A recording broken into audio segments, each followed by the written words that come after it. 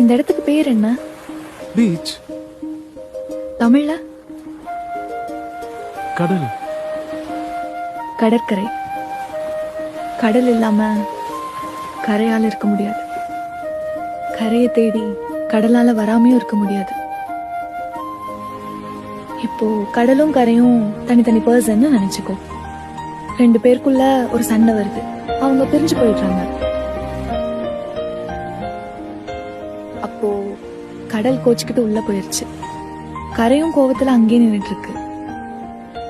ஆனா கரைக்கு நல்லாவே தெரியும் கடல் கண்டிப்பா திரும்ப வரும்னு.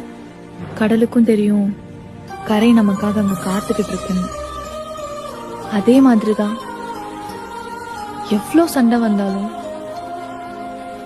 அவங்க நமக்காக காத்துட்டு இருக்காங்கன்னு, நம்மளை தேடி கண்டிப்பா வருவாங்கன்ற ஒரு புரிதல் இருந்தா